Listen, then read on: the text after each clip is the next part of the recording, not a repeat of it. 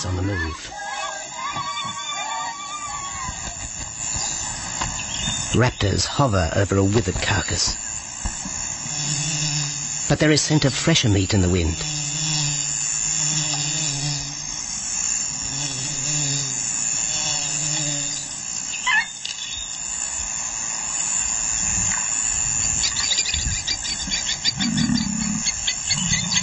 Pickings had been slim for Nabamba's pride since her fight with a startled warthog.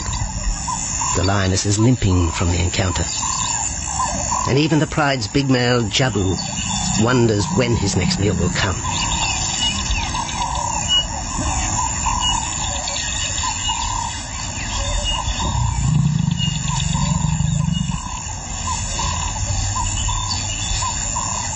There's been no kill for 3 days, and Nabamba's cubs are hungry. Survival is tough across this tawny continent, and for the lions of Pinda Reserve, etched into the heart of Zululand, only those with speed and cunning will eat.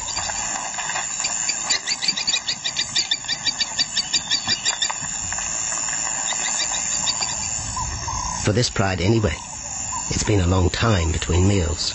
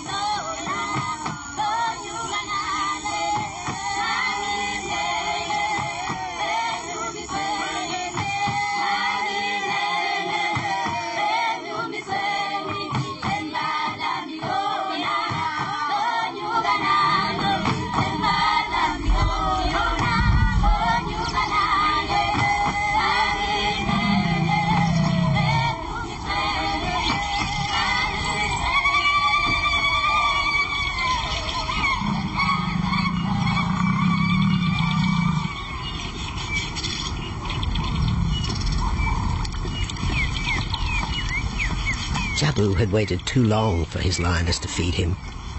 Overnight, his stealth carried him into the path of a careless zebra. The rest of the herd is still skittish. One animal had already lost his tail to a hungry pride, but for the dazed stallion, it was all over in seconds.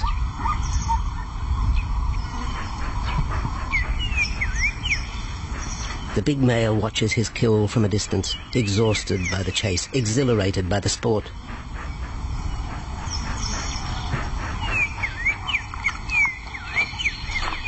Jabu will feast later.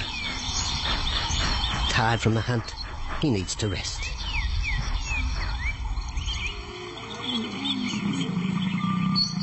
But his prey will be safe. Few scavengers will risk the sudden return of the Lion King.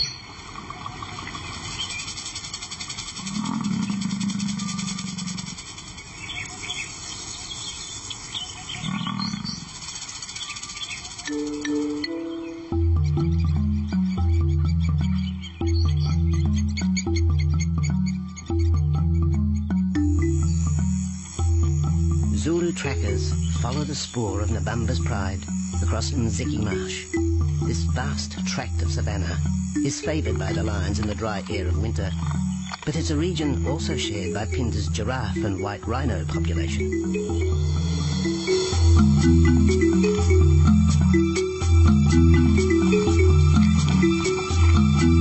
Through modern times, most of southern Africa's wildlife has been ravaged by hunting and habitat loss. Farmland, overgrazed and buffeted by domestic stock, has ripped the heart out of the original bush. The open, broad-leaved woodland, acacia bushveld, and wetland habitat had all but disappeared, taking with it the wildlife.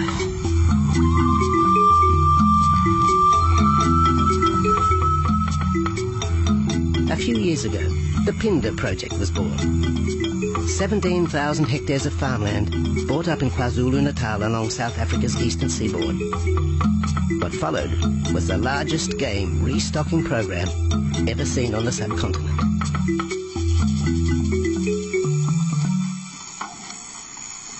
The land was overgrazed to a certain extent and it wasn't in very good shape. They put all these farms together, put a perimeter fence around it, and then brought in a lot of game. We brought in elephant, we brought in rhino. We started off with those sort of animals, and then started with cheetah, bringing in cheetah onto the reserve, mainly to get them used to the area before the lions came on, because the lion is a more superior predator as such and would dominate the cheetahs. We wanted to get them settled first before the lions came in.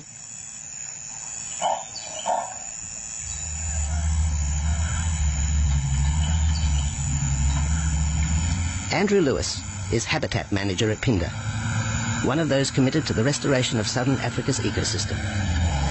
Pinda is the Zulu word for return, and the aim of his company, Conservation Corporation Africa, is to return the land to its traditional wildlife and at the same time restore the habitat to its original state.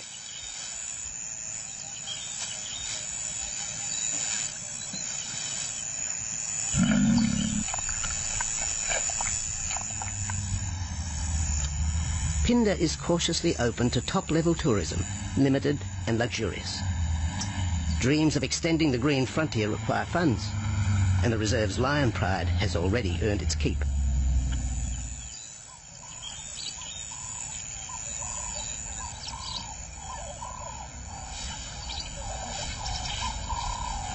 The lions on this property are actually generating revenue for the property through ecotourism, and that they are a benefit to the wildlife because of the draw card. There's a few animals, lions, elephants, for example, and rhinos, and possibly giraffes, but those are your main ones that people come to see.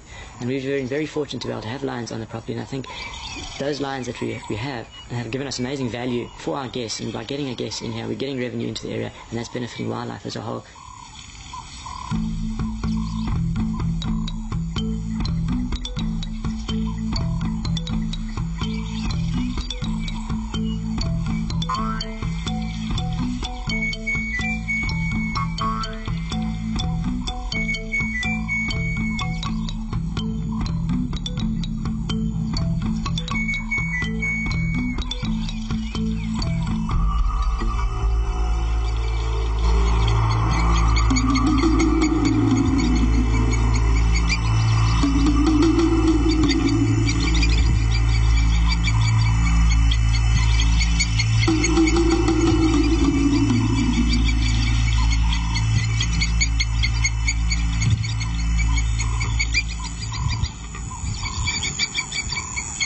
Jabu has returned to his kill.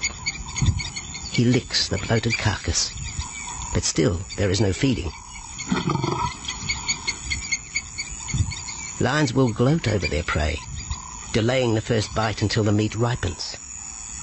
For Jabu, the prospect of the meal is to be relished as much as the eventual feast.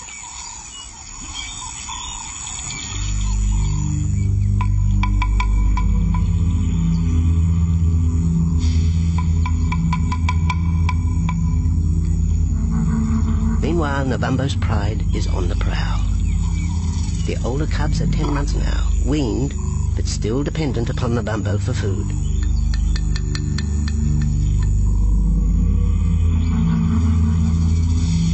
The cubs are learning to stalk, but they won't kill for another 6 months. Young male lions are usually ejected from the pride when they are about 2 years old. Fending for themselves, they form hunting groups with other isolated males. Nabambo's cubs aren't sure what to do with prey so close, but the lioness isn't far behind. Their time for hunting will come. Nabambo's 4-year-old daughter also lives with the pride. She is the mother of the group's youngest offspring, 7-week twins Umbeli and Damana. The little cubs have been hidden since birth, and now stay close within the protective circle.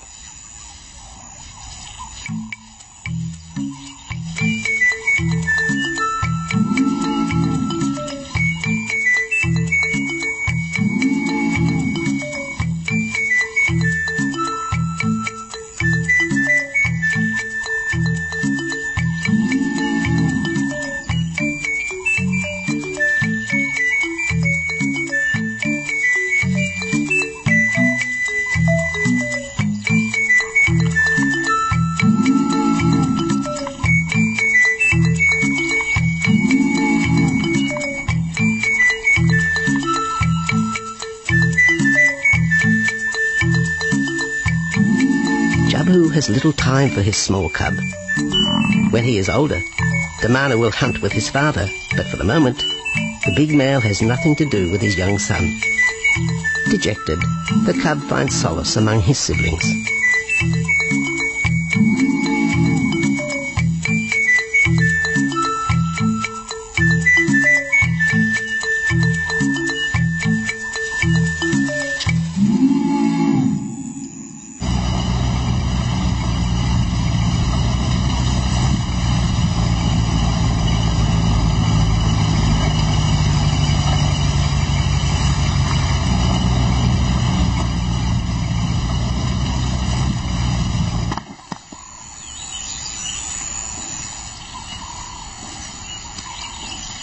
A young giraffe lies helpless in the grass. The animal's complicated vertebra means it is unable to rest its neck for any length of time. Lack of mobility means blood to the brain slows, leaving the animal disabled.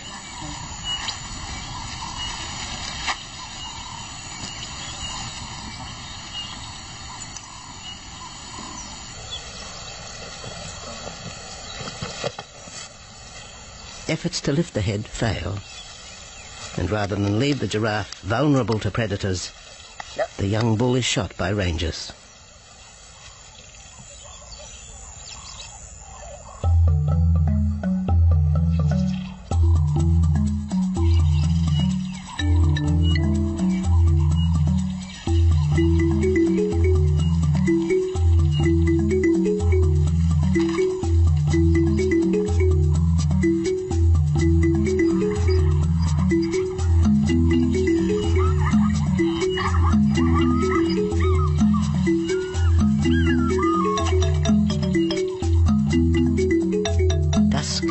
By the waterhole rekindles the interest of the pride.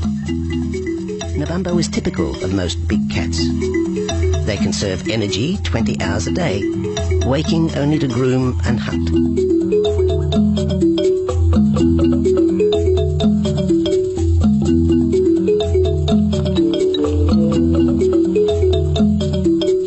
The lioness shows little sign of her injured leg, but the tusks of the warthog have torn sinew and muscle, slowing her in the pursuit of prey.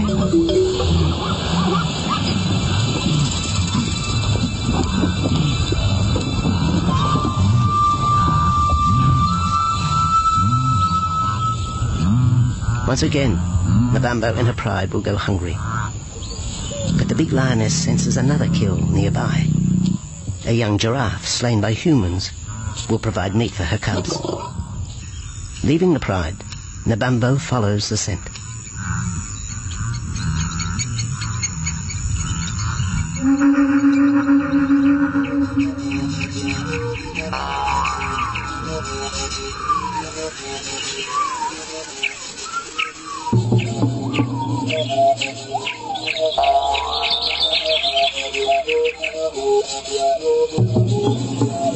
Left alone, the older cubs know the drill. They will wait for Nabambo's call to take them to the kill.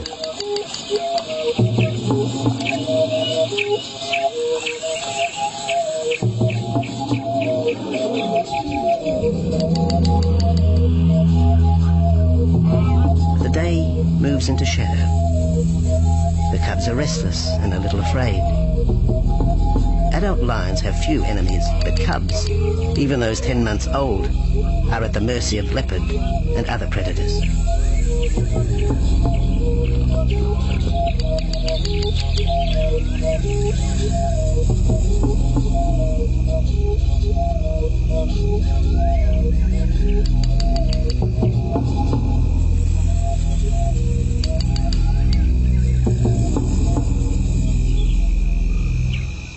Nabambo has reached the kill, but her daughter is there first. Even though females hunt together, rivalry for the prey is fierce.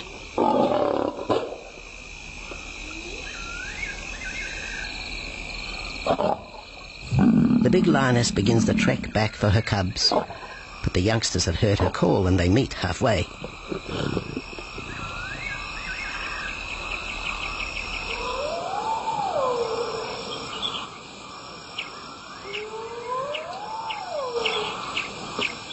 Nabambo settles herself in the long grass.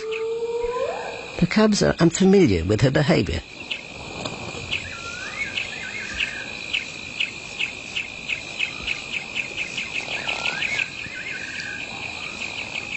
A female will usually head the charge with any kill, splitting the hide of the victim and leading the way for the pride to eat. But there is human scent around the giraffe, and the big lioness is cautious. She watches her cubs, hidden, alert to any potential threat.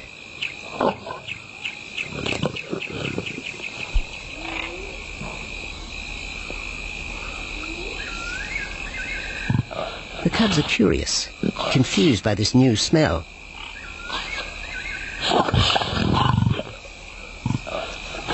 The lioness moves in for a final check, but she has already made up her mind.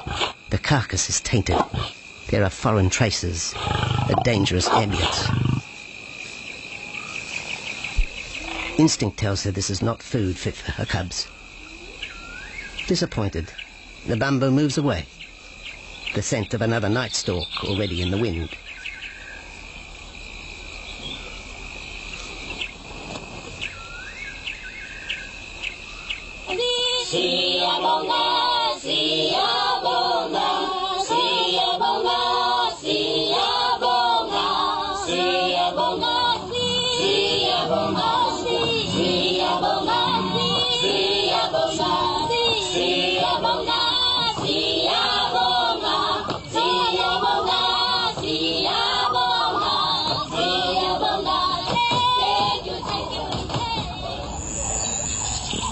After 2 days, Jabu has returned to his kill with another younger male.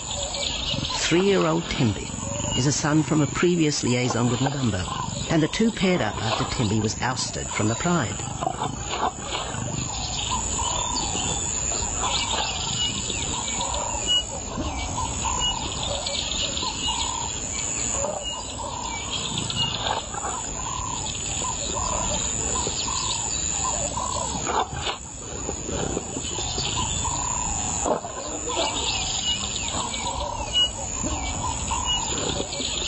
Pride males are lazy and will gladly let the females track down prey.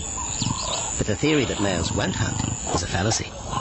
Any hungry male will hunt for himself when no free lunch is provided by the lioness, hyenas or other predators.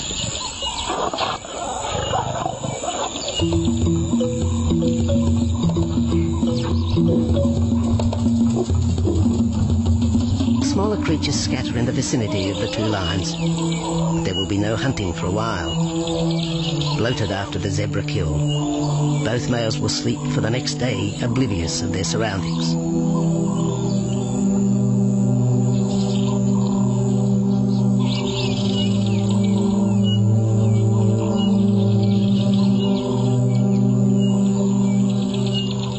Lions hunting in pairs or groups have a success rate of around 30% in daylight, but studies show single hunters are more successful at night. Lions are sociable cats, the only group to take part in communal hunts.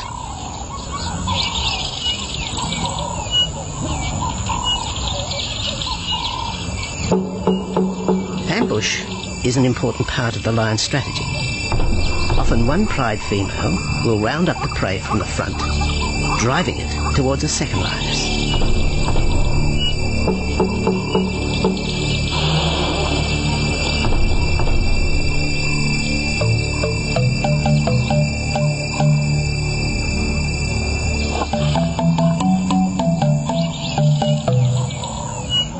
As in most cases, the pride male will only get involved if he has to.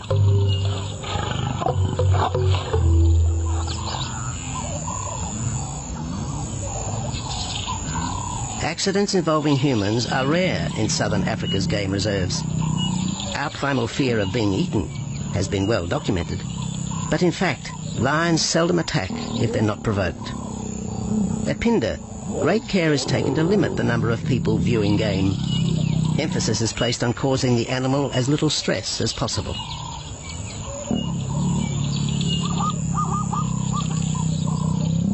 Lion isn't a part of their natural food source. They don't normally go out and hunt people.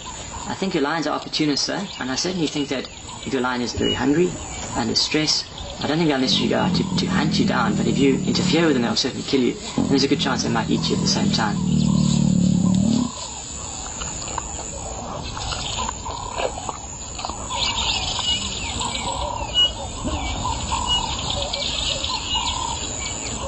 With all animals, it's how you treat them is what's the reaction you're going to get back from them. Certainly at Pinda, all our guides go through a training course and they're all brought up to a certain standard. There is a certain operating ethic with regards to viewing animals, and we certainly try and be as sensitive to the animals as possible.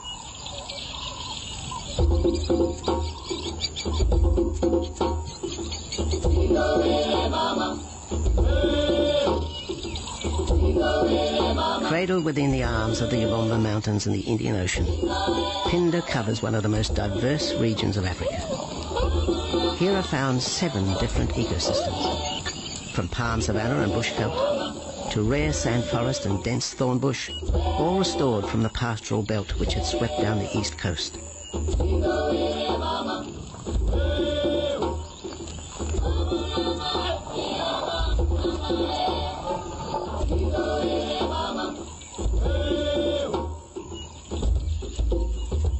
Where cotton, pineapple and cattle farms once stood, lion now roam their habitat again, alongside some traditional neighbours.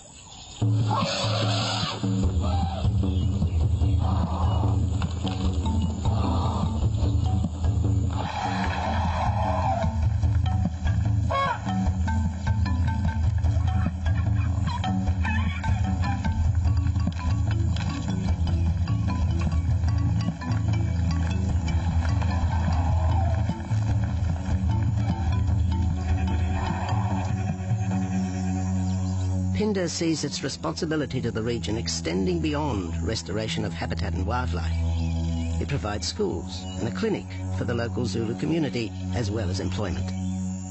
In the eyes of Andrew Lewis, essential ingredients for a successful operation. It's very important to involve the communities around your reserve because they have to benefit as well. There's no point in just taking land, get some investors to invest in it. But if you don't allow the people who are on the periphery of that reserve to benefit from it, you're going to have an immense problem with poaching, and they're going to cut your fences down, and you're just going to have an uphill battle.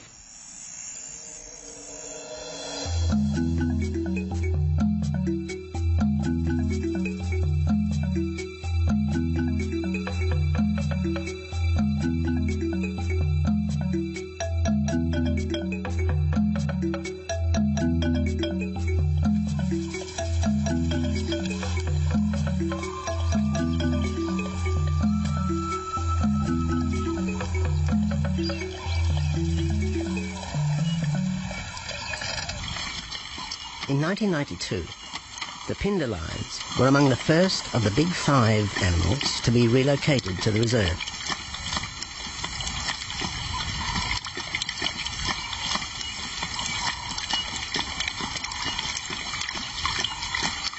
The original pride came from the northern province of South Africa, a vast scrubby region flanked by the ragged Drakensberg Mountains near the Mozambique border.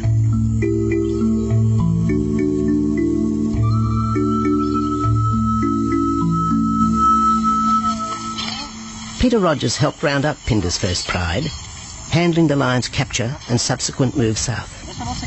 Today, he's head vet at the Hoedspruit Research and Breeding Centre for Endangered Species, overseeing its cheetah breeding program.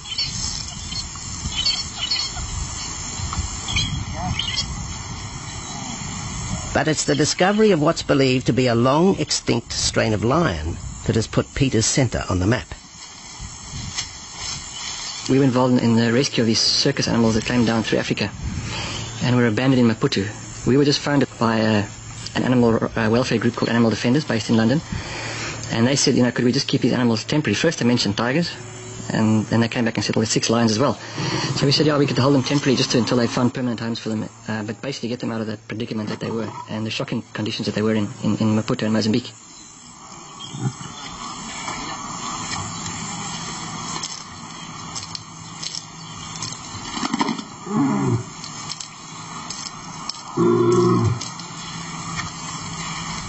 When the lions arrived at the breeding centre, Their size, pale colouring, and the male's thick black belly mane put them into the category of the Cape or Barbary lion, not seen in the wild since the early 1920s. A few still exist in captivity, and a male and female were brought to South Africa from an Italian zoo for breeding purposes. But attempts to mate Akef, the big male from the ill-fated Mozambique circus, with the Italian female are proving difficult.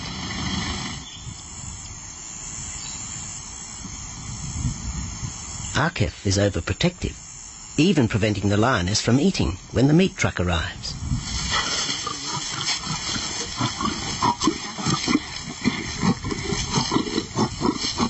Finally, though, Sissy makes her breakthrough.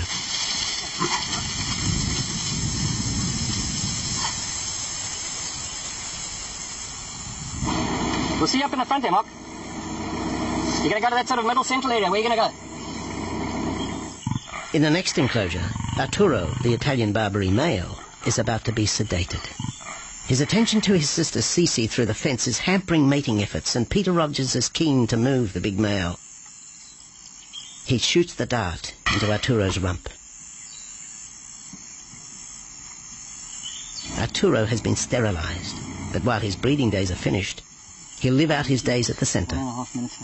His female companion, another Barbary from the Mozambique circus, is drawn away by the meat truck.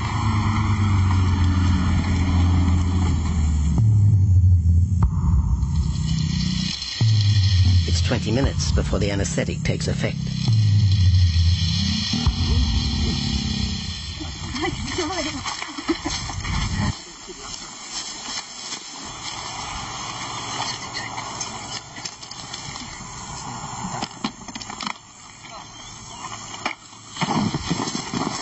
Nice to be the supervisor. Ready?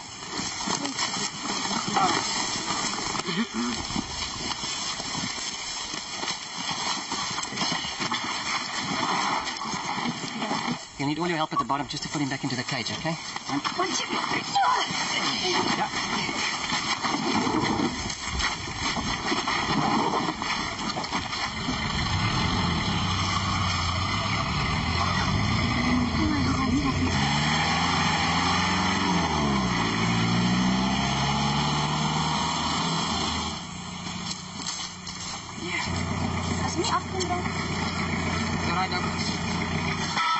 The anaesthetic gives Peter Rogers and his team a chance to check over the 12-year-old lion.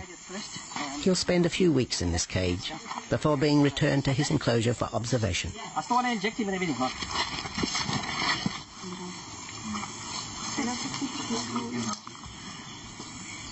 It's very exciting to be part of this project because they feel that there are perhaps not many Barbaries, if any, that are really pure, that are left even in captivity. They feel that over time other animals from other genetic bases are brought in. So there's a big project afoot at Oxford University to do the genetics. So that's just getting off the ground now.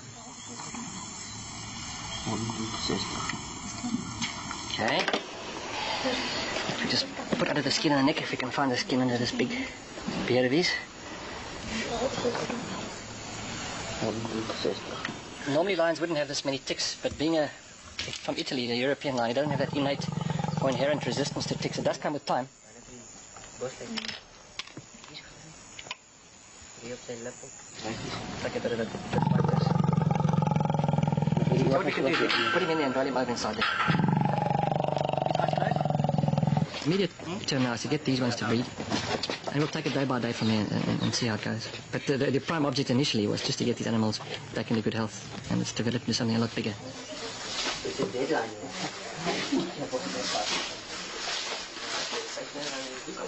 Yeah.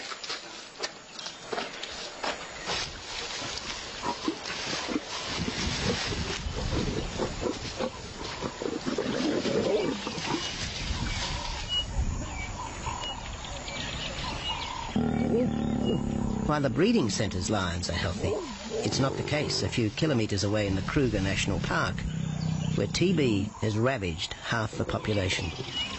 Infected buffalo have been blamed for the outbreak, primarily in the south of the park, and attempts are being made to fence off the diseased area.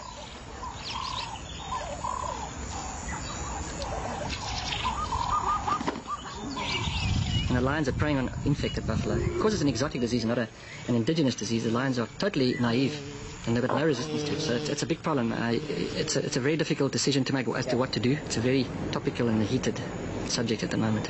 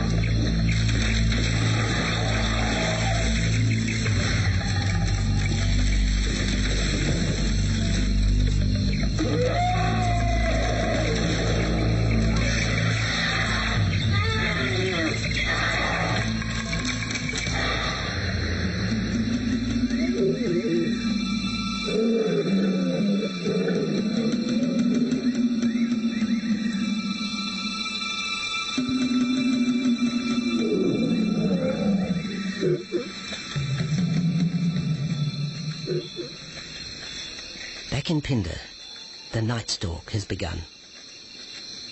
Nabambo keeps her cubs close. They're hungry, but tonight only Impala can be tracked down, a morsel for the lioness. Food is scarce at this time of year, so the pride's territory covers a large area. Lions can only afford to be territorial where there is a reliable supply of game.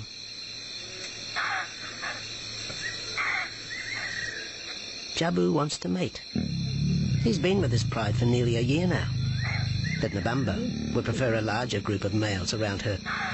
Eventually, though, Jabu will have to join forces with other males to have a chance of keeping this pride. The big male is only 7 years old and a fine specimen, weighing in at just under 200 kilograms. For the moment, he's secure. Although tonight, Nabambo has hunting on her mind.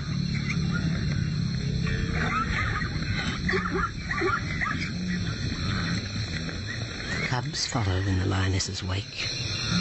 If there is a kill, she will feed first. Often, weak cubs lose out to a hungry mother. High juvenile mortality rates are the result of lean times.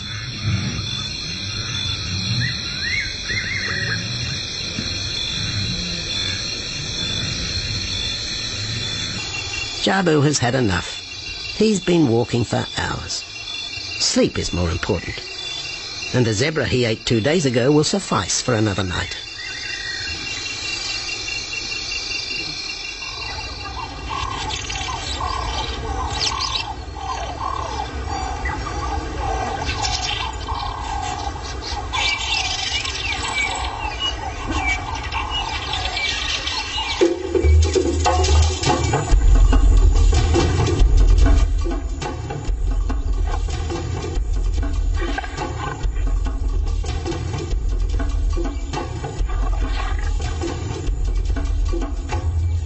Nabambo has made a kill, a young Nyala buck. It's been 3 days since the pride has eaten, and this will provide meat for them all. But the lioness will eat first.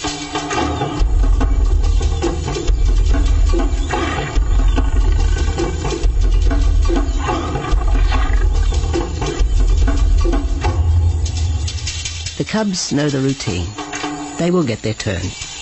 But Nkosi is hungry. He creeps towards his mother. As the biggest of the cub,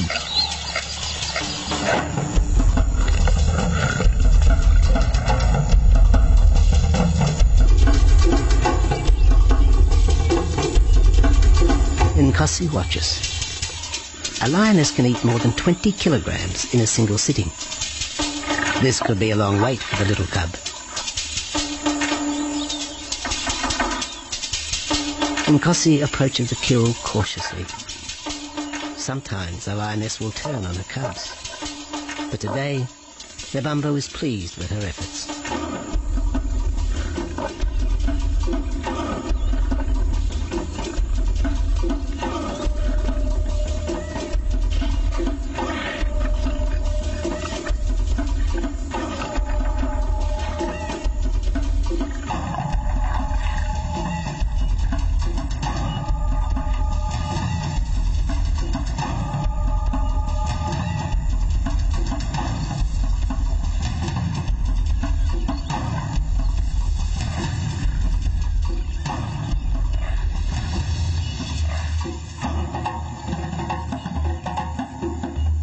Nebambo has had her fill, for the moment anyway. Lions never eat the stomach of a kill. She will bury it before dragging off the carcass.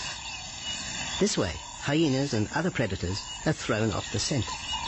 The evidence has been buried. The carcass is no more.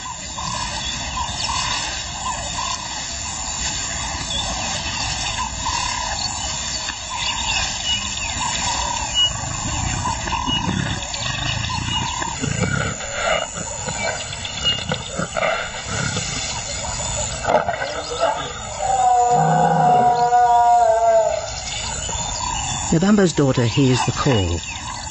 It is the second this morning. The first was the strangling cry of the Nyala as Nebambo broke the young buck's back. There was no struggle.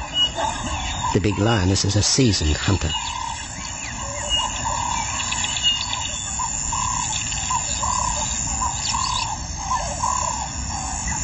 The rest of the pride will feast on the carcass after Nebambo retires. But first, they will drag it into the bushes, away from prying eyes, away from raptors already circling the kill scene.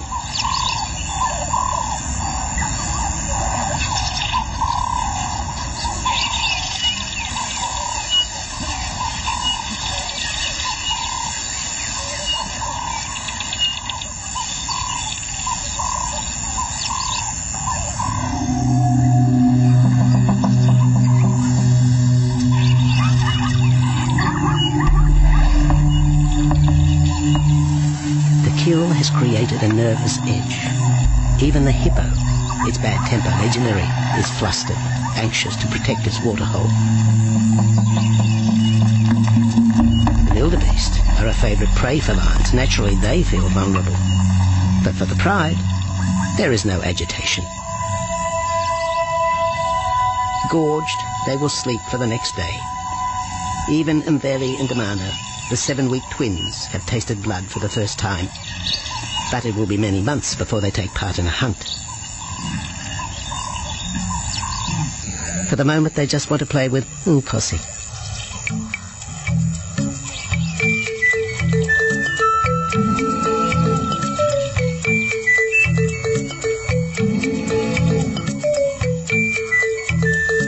The older cub is beginning to take on the shaggy mane of the bigger males. Within 18 months, he will be hunting with them, competing for his own pride. In the meantime, though, he has to contend with his young siblings.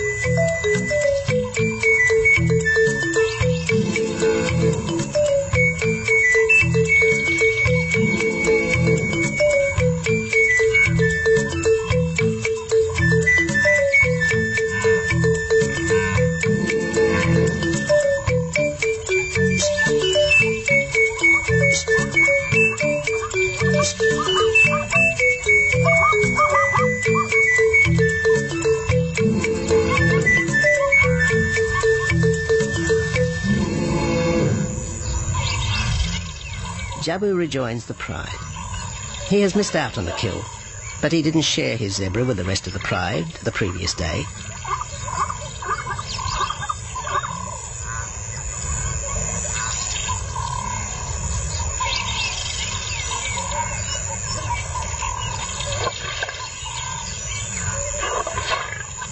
A half-hearted attempt at mating, but the big lion's attention is drawn to a curious onlooker. With the pride so close, the giraffe won't be sitting for long. Drinking and sitting is when they are at their most vulnerable.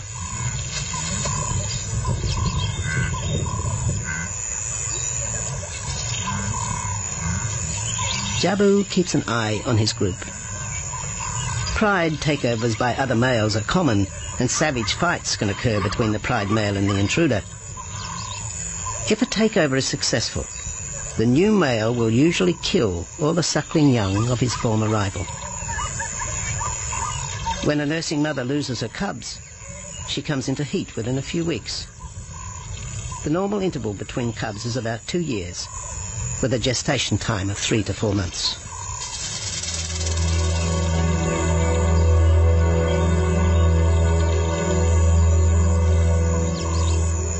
Jabu marks his territory, but it may soon be all in vain. A fresh infusion of lion genes is necessary to avoid the effects of long-term inbreeding.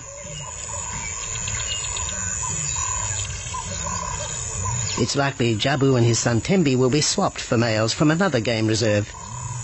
This will broaden the bloodlines of future lions and avoid the genetic risks currently facing the pride at Pinda.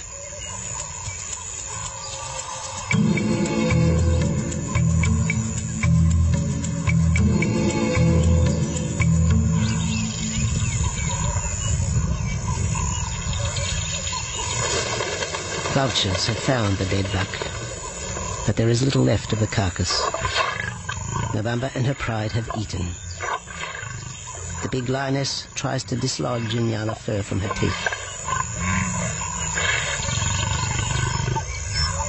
Tomorrow, the next day, there will be another kill. November's cubs will grow up strong.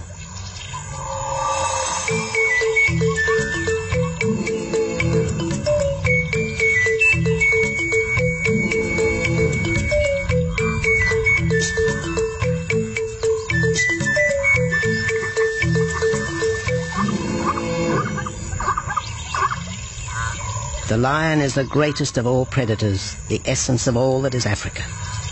And yet, there are fewer than 50,000 left in the wild. The future for the species lies in managed reserves such as Pinda. Here in Zululand, the lion roams free for the first time since the beginning of this century. At Pinda, the philosophy has always been simple. Africa's wildlife land, undervalued and underutilized, is the continent's most precious natural resource. Focusing on the animals, their habitat and local communities is just the beginning of an African renaissance. Pinda is, after all, the Zulu word for return. Maybe, too, it's a chance for man to redeem himself just a little.